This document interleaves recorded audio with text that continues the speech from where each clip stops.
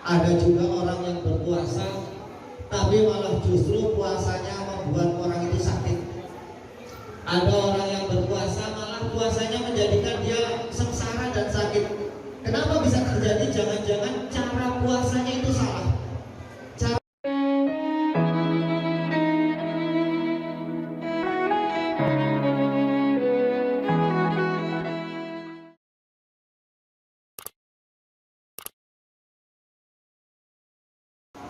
Allah Subhanahu wa Ta'ala ini telah sangat berbuat baik kepada kita.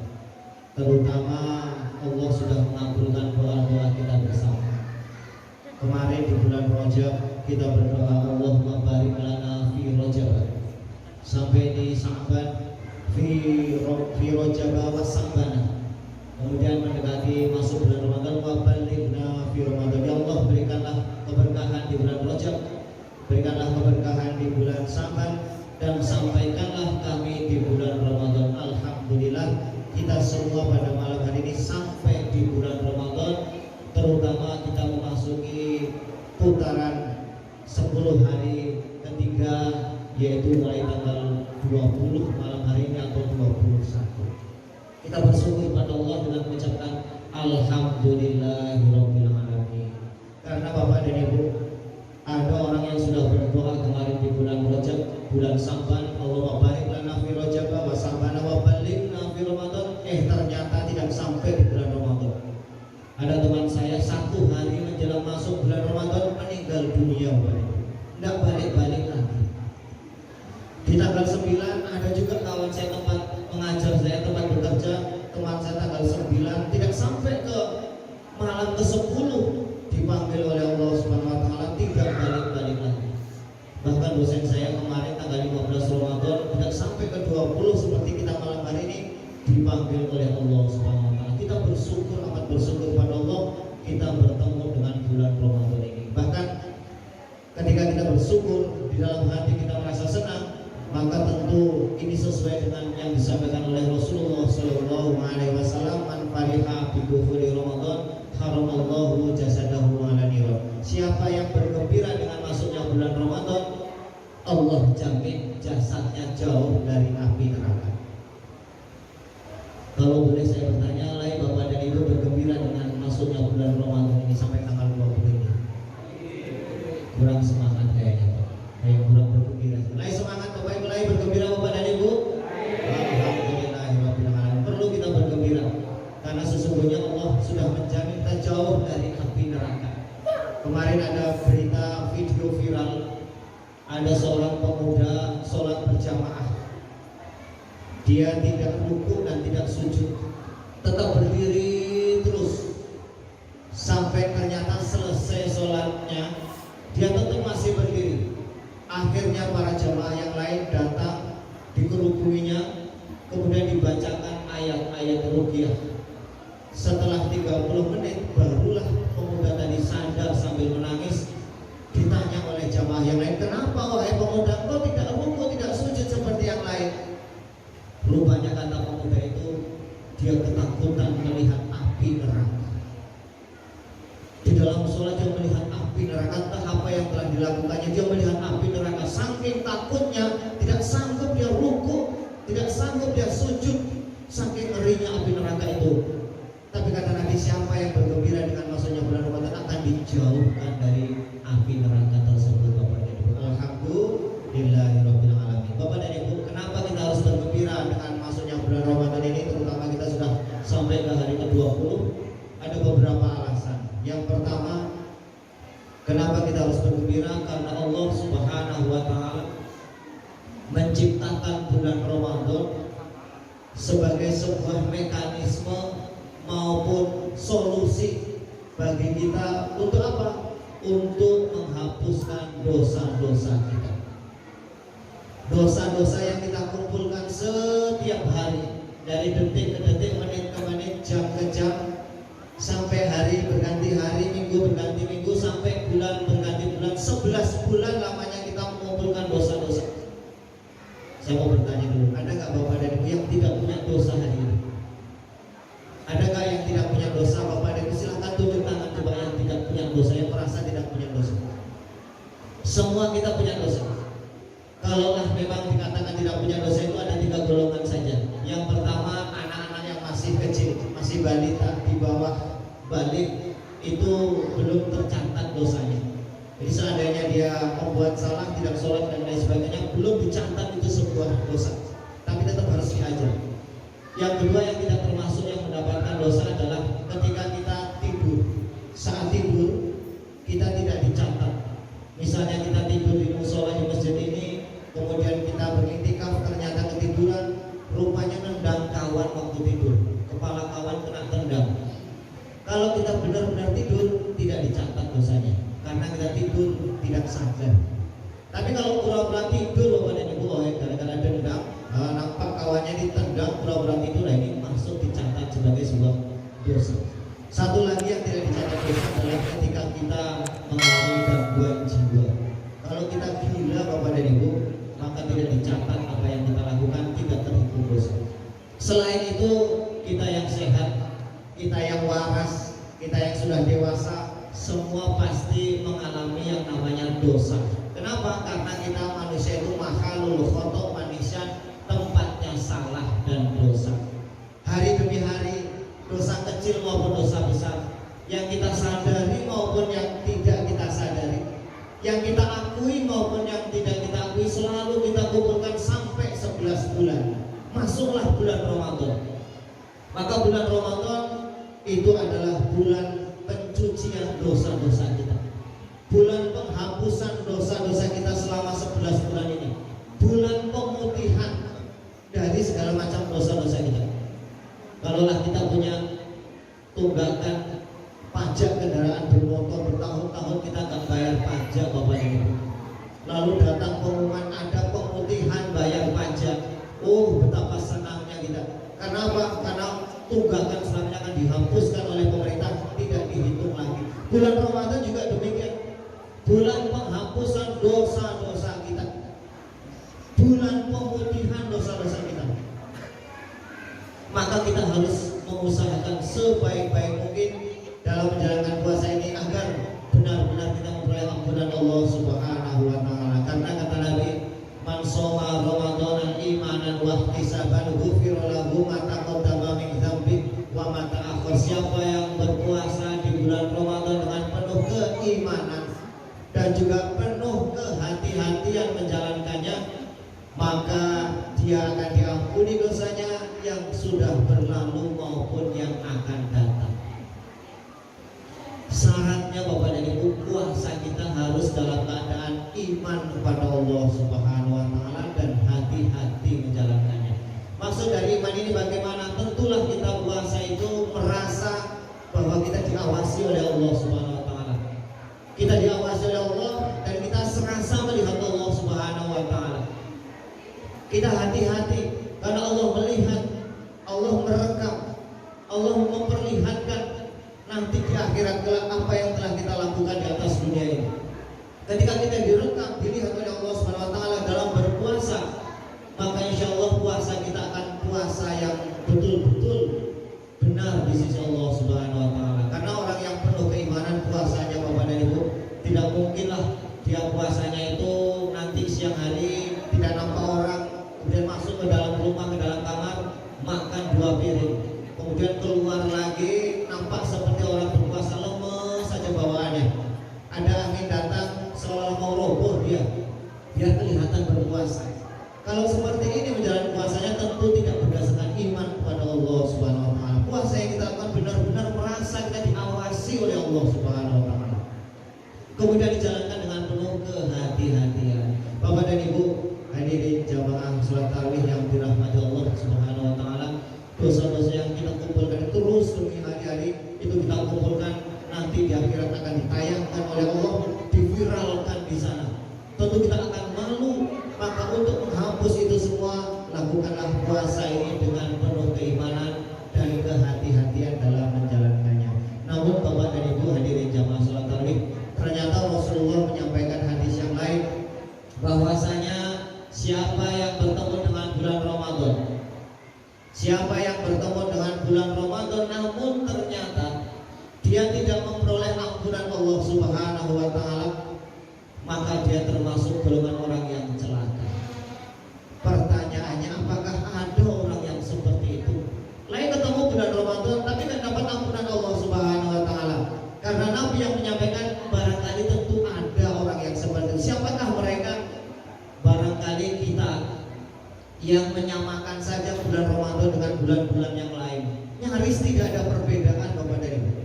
Orang puasa, awak tidak ikut puasa. Orang tarawih, kita nggak ikut tarawih. Orang tadarus, nggak ikut tadarus. Orang berinfak, bersedekah, berlomba-lomba semakin banyak setiap hari, kita santai-santai saja. Bahkan nyaris tidak ada perbedaan, tidak beristighfar, tidak mohon ampun pada Allah Subhanahu wa taala. Ramadan sama dengan bulan yang lain, tidak ada perbedaan. Maka kalau ini yang terjadi, bisa jadilah kita yang disampaikan, yang dikatakan oleh Rasulullah, kita adalah orang yang tidak memperoleh ampunan Allah Subhanahu wa taala di bulan Ramadan. Kita masuk golongan orang yang celaka. Maka Bapak Ibu hadirin yang berbahagia, mari kita raih ampunan Allah Subhanahu wa taala. Mumpung dibuka selebar-lebarnya di bulan ini, masih ada 10 malam yang terakhir. Kemudian yang kedua, Bapak dan Ibu hadirin jamaah salat tarawih, kenapa kita harus bergembira dengan bulan Ramadan yang kita lalui ini? Karena Allah Subhanahu wa taala menciptakan bulan Ramadan itu juga sebagai sebuah mekanisme maupun solusi dari Allah untuk tetap menjaga kesehatan tubuh manusia. Puasa memang pahalanya Allah sendiri yang akan menentukan. Allah yang akan memberikan pahala dan untuk Allah Subhanahu wa taala. Namun sebenarnya karena Allah itu baik hati sama kita, puasa itu kebaikannya untuk siapa yang menjalankannya. Untuk apa puasa itu? Allah ciptakan untuk menjaga kesehatan tubuh manusia. Bapak dan Ibu, ternyata ada penelitian di Amerika oleh seorang profesor. Penelitiannya ini mendapatkan penghargaan dunia Nobel dalam bidang kesehatan. Apa yang ditelitinya? Ternyata yang ditelitinya adalah bahwa apakah manfaat dari perut kosong sewaktu berpuasa. Setelah diadakan penelitian, ternyata beliau mengambil kesimpulan bahwa orang yang perutnya kelaparan di saat berpuasa, itu enzim-enzim yang ada di dalam perutnya, dalam lambungnya keluar untuk menghapus, membunuh racun-racun dan bakteri yang ada di dalam perut. Maka kalau bakteri maupun virus pada hilang semuanya bersih, maka lambung kita, perut kita akan menjadi sehat karenanya. Maka benarlah, sesuailah kata Rasulullah Shallallahu Alaihi Wasallam, saumu tasihu, puasa itu adalah dalam rangka untuk menjaga kesehatan tubuh manusia itu sendiri. Maka ternyata penelitian ini sesuai dengan Islam, benar menurut kesehatan, mendapatkan penghargaan lah bahwa puasa itu benar-benar membuat tubuh menjadi sehat. Belum lagi Bapak dan Ibu, ternyata menurut kata para dokter yang saya baca, penyebab penyakit yang banyak datang ke tubuh manusia, ke kita, itu adalah lantaran kita tidak bisa menjaga pola makan. Kita cenderung berlebih-lebihan dalam pola makan dan tidak pernah mengontrol dan mengatur bagaimana cara makan kita. Mohon maaf Bapak dan Ibu, kalau binatang maupun hewan itu makannya itu ada pengelompokannya masing-masing. Ada yang namanya karnivora, khusus makan daging saja, dia tidak akan makan yang lain. Ada herbivora, khusus makan tumbuh-tumbuhan saja, dia tidak makan yang lain. Ada omnivora, khusus makan biji-bijian, tidak makan yang lain. Sementara kita manusia pemakan segalanya. Biji-bijian kita makan, sayur-sayuran kita makan, daging-dagingan kita makan. Bahkan ada yang makan pasir, ada yang makan semen, ada yang makan krekel, dana bansos pun dimakan Bapak dan Ibu. Bagaimana tubuh tidak menjadi sakit karenanya? Maka tentu kita harus mengikuti yang disarankan oleh Allah dan Rasulnya, bahwa kita harus banyak-banyak memperbanyak puasa dalam kehidupan kita agar tubuh menjadi sehat. Tidak hanya di bulan Ramadan ini saja, silakan nanti selepas bulan Ramadan ini banyak puasa-puasa sunat yang bisa kita kerjakan agar tubuh tetap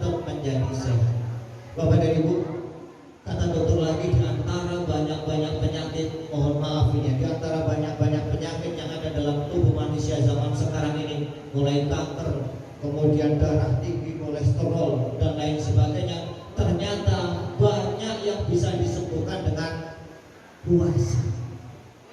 Bahkan dokter mau mengoperasi ditanya, disuruh dulu kita puasa dulu ya Bapak Ibu, puasa dulu ya. Dulu waktu sehat tidak mau berpuasa. Pas sakit mau dioperasi, apa kata dokter? Puasalah dulu, puasa 8 jam. Masya Allah, Allah Subhanahu wa Ta'ala sungguh luar biasa. Ciptakanlah metode untuk menjaga kesehatan tubuh manusia dengan cara berpuasa. Ada satu lagi penyakit, mohon maaf, saya tidak mengatakan atau menyinggung atau bagaimana, tetapi adalah teman saya yang mana beliau itu mohon maaf itu terkena penyakit yang namanya penyakit gula. Teman saya mengajar sakit gula, dipandang tidak bisa diobati lagi. Mohon maaf, kaki beliau itu sudah bolong di telapaknya sampai membusuk, tidak bisa diobati lagi. Akhirnya kata dokter harus dibawa ke Jakarta. Dibawalah ke Jakarta beliau. Sampai di sana ternyata kata dokter, mohon maaf ini sudah parah betul, tidak bisa lagi diobati, harus diamputasi, kata dokter tersebut. Akhirnya dengan berat hati, tidak ada pilihan yang lain ketimbang merembet ke atas, maka diambillah keputusan oleh dokter tersebut, dipotonglah kakinya, diangkat satu, disaksikan oleh matanya sendiri, lalu digergajilah kakinya, grek sampai putus. Kemudian ditutup, kemudian dibawa pulang ke Padang. Ternyata tidak berapa lama, ternyata meninggal dunia. Sudahlah sakit, dipotong kakinya, banyak biaya keluar, ternyata meninggal dunia. Maka istrinya teman saya bertanya pada dokter tadi, wahai dokter yang beriman, coba jelaskan kepada saya apa penyebab penyakit ini dan bagaimana cara mengatasinya. Maka dokter tadi menjawab, penyebab penyakit ini adalah ketika kita tidak bisa mengontrol pola makan dalam kehidupan kita. Karena setiap makanan yang masuk ke dalam tubuh kita akan dibagi-bagi menjadi protein dan lain sebagainya. Sebagian akan dirubah menjadi zat gula. Zat gula adalah sumber energi. Zat gula akan masuk ke dalam otot dan ke jantung kita, bahkan akan menyebar ke seluruh tubuh kita. Nanti tatkala tubuh kita butuh yang namanya energi, mau bekerja, mau berolahraga, mau bergerak, maka zat gula akan dirubah menjadi tenaga, menjadi kekuatan kita bisa bergerak dan lain sebagainya. Terus setiap hari kita makan dirubah, disimpan. Akhirnya disitulah menumpuk. Kalau sudah menumpuk banyak, maka terjadilah kelebihan zat gula, jadilah penyakit gula kering maupun gula basi. Lalu kata dokter yang beriman tadi, bagaimana cara mengatasi mencegah penyakit ini dok? Maka dokter menjawab dari awal-awal, silahkanlah laksanakan yang namanya puasa. Kenapa berpuasa dok? Karena ternyata ketika kita berpuasa, jam 4 pagi kita makan sahur, kemudian jam 12 siang itu semua makanan yang kita makan jam 4 pagi sudah habis dicerna menjadi makanan, menjadi energi dan lain sebagainya. Akhirnya jam 12 siang sampai maghrib tidak ada asupan makanan lagi. Karena tidak ada asupan makanan, maka cadangan gula tadi baik di otot maupun di jantung itulah yang dicerna menjadi energi, sehingga habis sehingga tidak ada yang menumpuk di situ. Maka tubuh akan menjadi sehat karenanya. Kemudian kata dokter, perbanyaklah mengikuti sunnah Nabi dalam hal makan, diantaranya adalah makanlah sewaktu lapar dan berhentilah sebelum kenyang. Makanlah sesudah rasanya lapar betul dan berhentilah sebelum kenyang. Itulah kunci kesehatan tubuh kita. Tahun ini Bapak Deta kayaknya agak berat kita menjalankannya ya. Sanggup gak kira-kira kita makan pas lapar banget, sebelum kenyang lah berhenti kita? Atau bahkan kita malah sebaliknya, kalau lah belum kenyang betul, akhirnya berhenti makannya, bahkan sampai ke dada rasanya bisa ditengok dari atas sampai penuhnya. Kalau seperti ini cara makan kita, maka inilah yang menyebabkan ketidakseimbangan dalam tubuh. Padahal Al-Quran mengatakan kulu wasrobu halalan thayyibah, kulu wasrobu wala tusrifu, jangan berlebih-lebihan. Kenapa? Karena sesungguhnya ini adalah pangkal dari penyakit yang masuk ke dalam tubuh kita. Hadirin jamaah sholat tarawih yang dirahmati Allah. Nah, pada kesempatan malam yang pendek ini, ceramah Ramadan yang pendek ini, ada beberapa tips dan cara bicara bagaimana sih cara berpuasa yang sehat itu.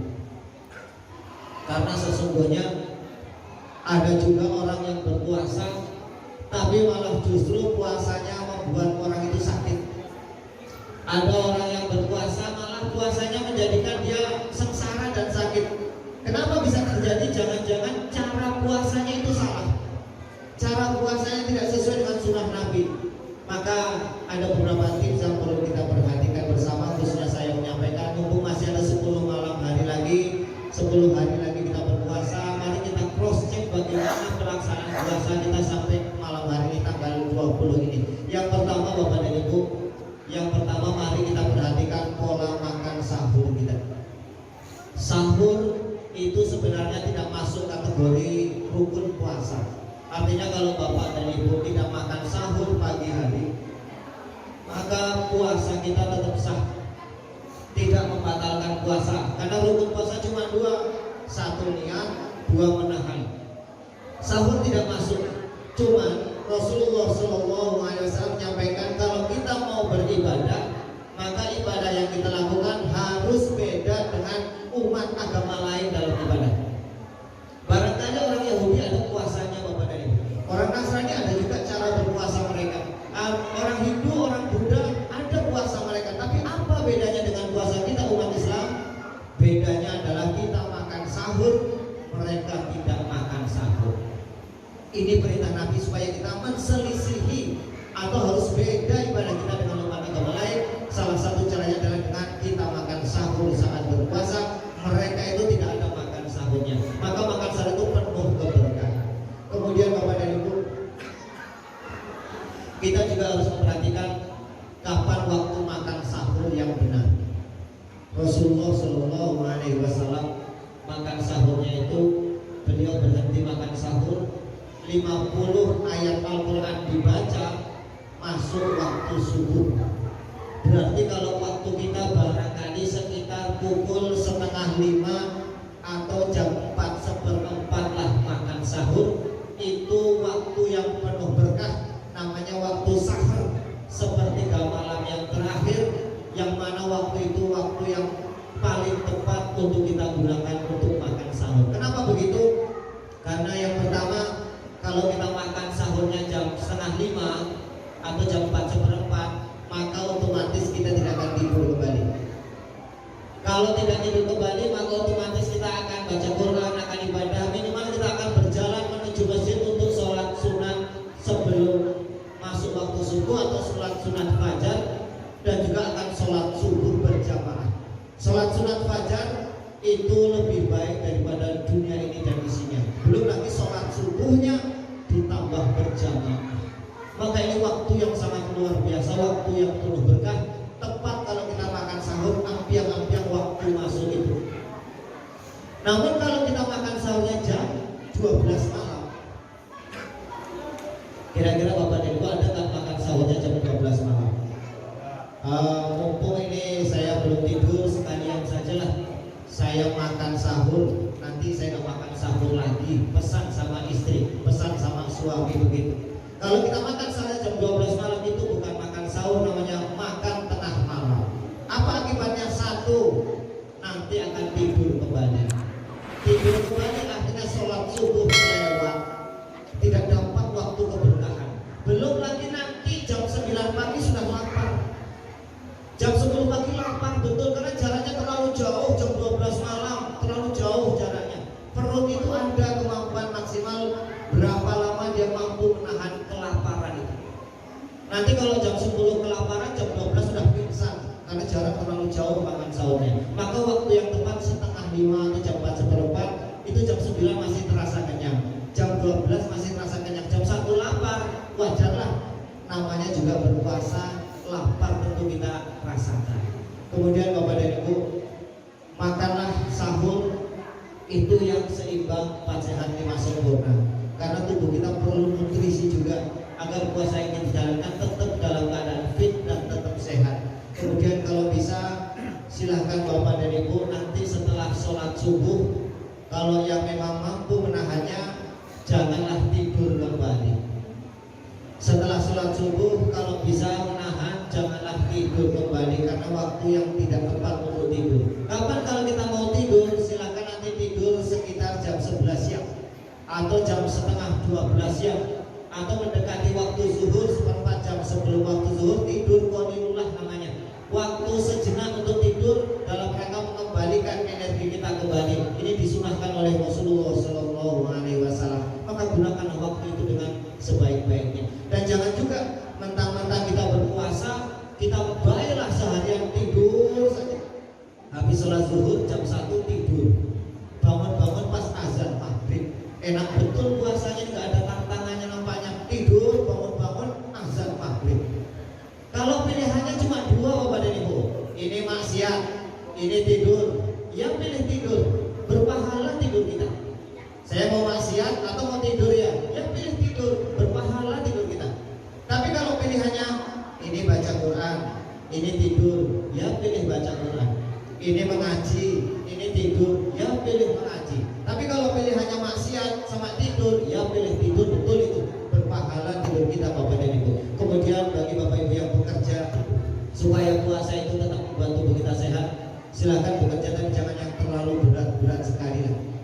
Bekerja yang ringan-ringan saja. Dan kalau ada yang suka berolahraga, silahkan olahraga itu di jam-jam 5 sore atau setengah 6 sore. Jangan Bapak dan Ibu atau para pemuda ini olahraganya jam 9 pagi atau jam 10 pagi olahraga. Efeknya apa? Nanti kehausan.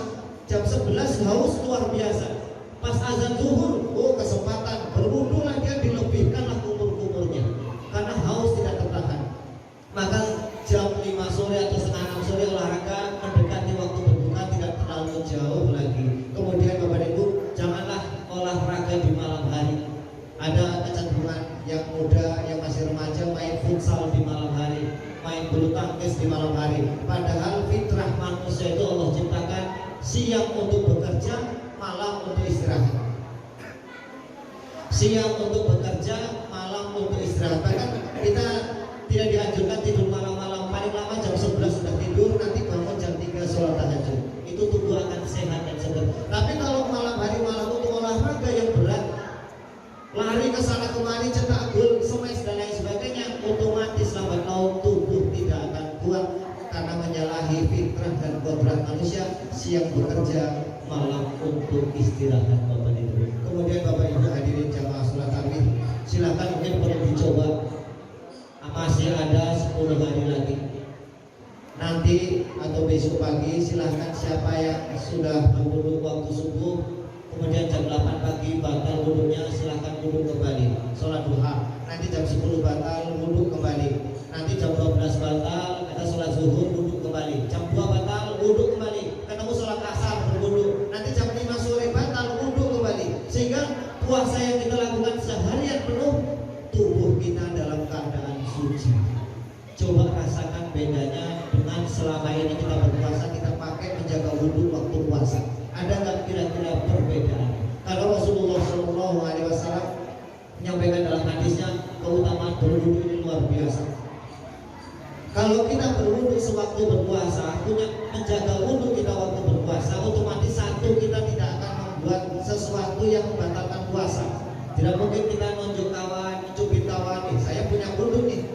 Gak mungkin juga kita membatalkan apa yang menjadi pahala puasa, membatalkan pahala puasa. Tidak mungkin ngomongin orang, saya punya wudhu ini. Gak mungkin memarahi orang, saya punya wudhu ini. Dan yang paling utama adalah siapa yang menjaga wudhunya, Allah akan turunkan ketentraman batin di dalam dirinya. Bilal bin Rabah, sahabat Nabi, itu masih ada di dunia, tapi sendalnya sudah kedengaran di surga.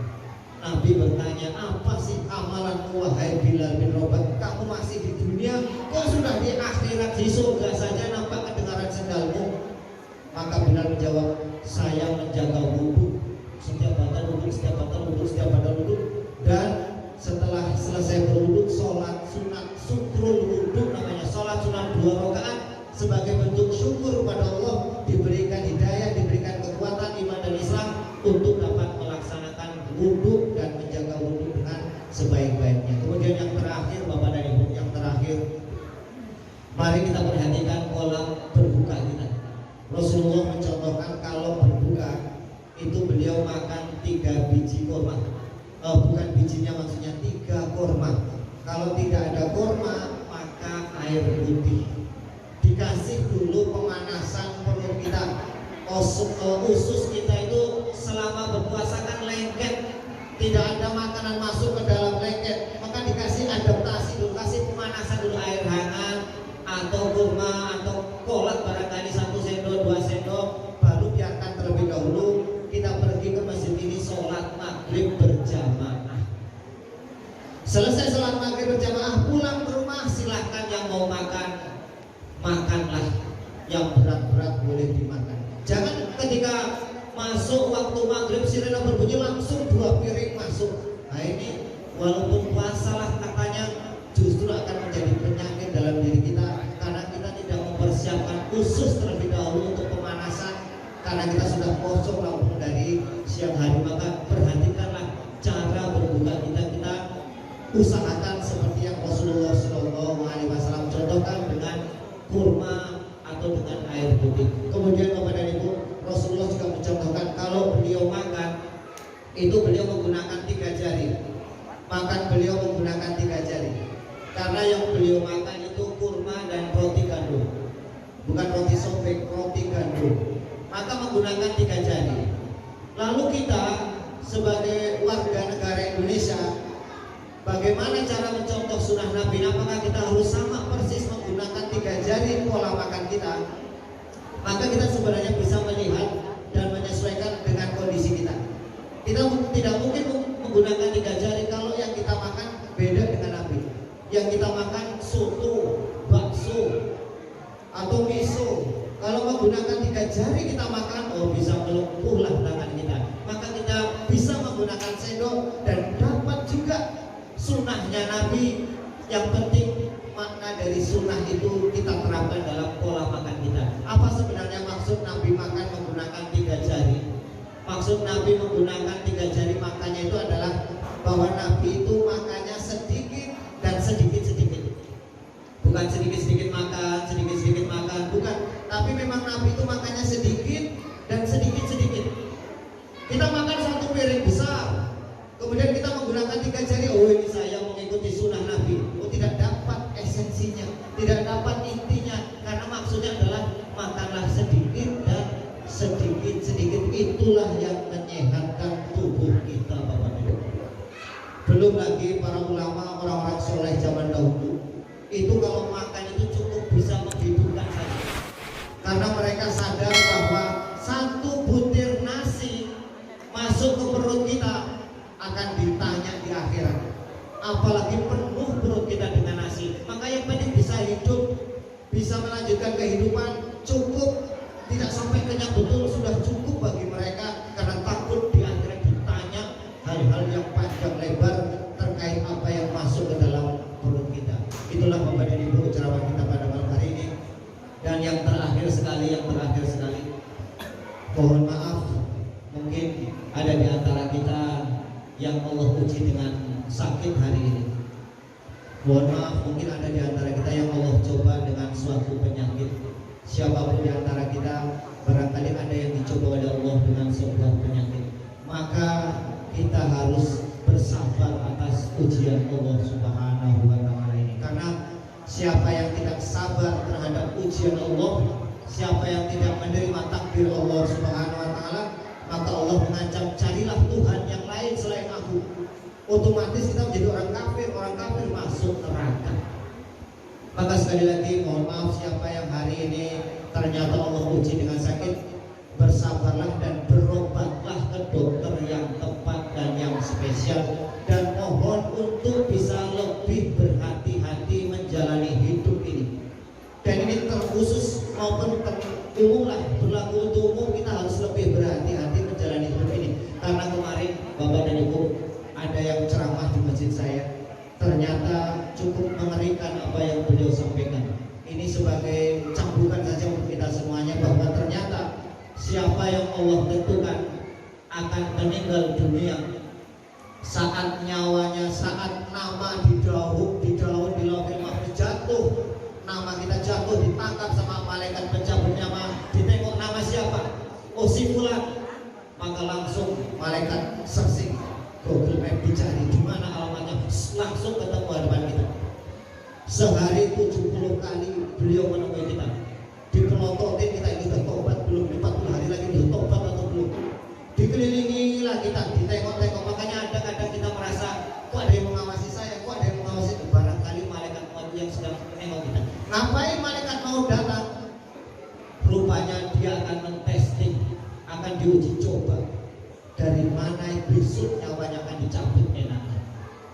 Ini berlaku untuk semua, yang muda, yang tua, yang kecil, yang besar, sama berlaku kasih semua. Kadang dicabut dari kakinya, dicabutlah nyawa dari kaki, maka ada yang terasa sakit. Kok tiba-tiba sakit kaki saya, dicabut sama malaikat nyawanya, dikembalikan lagi. Oh, tidak cocok di sini, tidak cocok, diganti lagi, diganti dari tangan, tarik, dikembalikan lagi. Dari kepala, kok terasa sakit ya kepala saya, dikembalikan lagi. Dari punggung, dari pinggang dikelilingi, terus mana besoknya 40 hari lagi saya akan cabutnya yang ini. Maka bagi bapak dan ibu yang barangkali diuji oleh Allah Subhanahu Wa Taala sakit dan sebagainya, maka perlu berhati-hati, karena bisa jadi kita sedang diuji oleh Allah Subhanahu Wa Taala, sedang ditesting oleh malaikat maut. 40 hari lagi ternyata kita yang belum buka di masjid ini, innalillahi wa inna ilaihi raji'un. Maka segera berobat dan bertobatlah pada Allah Subhanahu wa Ta'ala. Segera masuk masjid Jannatul Firdaus. Mau masuk dengan sukarela, masuk sendiri dengan penuh keikhlasan, atau pilihannya makhluk digotong rame-rame oleh warga. Maka segeralah bertobat, mumpung masih Allah berikan kesempatan, kita masih hidup hari ini, berarti Allah masih sayang pada kita. Allah menginginkan kita masuk ke dalam surganya kelak ketika kita sudah menghadap pada Allah SWT. Dan semua kita lambat atau cepat sama-sama akan menghadap